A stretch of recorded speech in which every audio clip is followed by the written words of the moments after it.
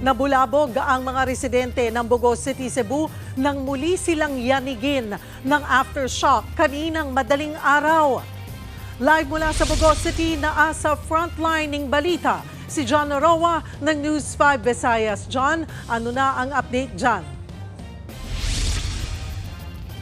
Nang nakalipas mula ng yanigin ng mapinsalang magnitude 6.9 na lindol ang Northern Cebu. Kaninang madaling araw, muli na namang ginising malakas na magnitude 5.8 na aftershock ang mga Cebuano.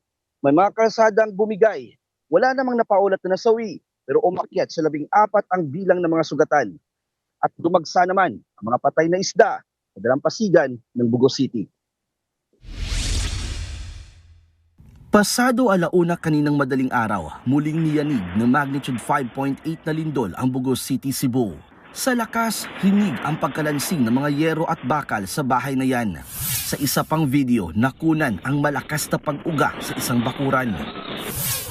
Sa downtown Cebu City, nagsiputukan ang mga linya ng kuryente matapos ang lindol. Sa may IT park naman na tinaguri ang call center capital ng syudad, nagsilabasa ng mga empleyado mula sa kanilang mga gusali. Ang iba naman agad na rescue matapos magka-panic attack.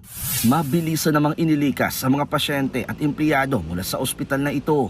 Ayon sa FIVOX, tumagal ang 10 segundo ang pagyanig. Naitala ang epicenter nito sa Bugos City pa rin.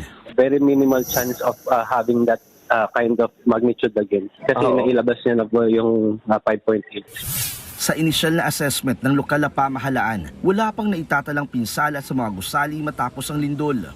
Samantala, ang mga Cebuano namang nasa tent city sa Bugo, takot at pangamba ang bumabalo tuwing gabi sa takot na muling pagyanig. Na-trauma kami, lalo ng mga bata. Parang sumabog ang ilalim ng lupa, konting pagyanig karatel na kami. Sa dalampasigan naman ng Bugos City, dumagsa ang mga patay na isda. Hindi patukoy ang sanhi ng pagkamatay nito. Ang baho na ng amoy. Yung mga tao ba parang magka-anxiety na. Lord, tama na. Sa bahagi naman ng San Remigio, bumigay ang kalsada sa harap ng isang paaralan na nagdulot ng malaking sinkhole. Kasunod nito ay nagpuntos ang Department of Interior and Local Government sa mga lokal na pamahalaang napuruhan sa Cebu at Mindanao nang agarang magsagawa ng structural evaluation sa mga bahay at gusali. Dapat masigurong ligtas ito bago muling gamitin. Pinabibilis din ang pagproseso ng mga permit sa mga para sa reconstruction at repair sa mga nasirang struktura. Cheryl. Maraming salamat, John Noroa.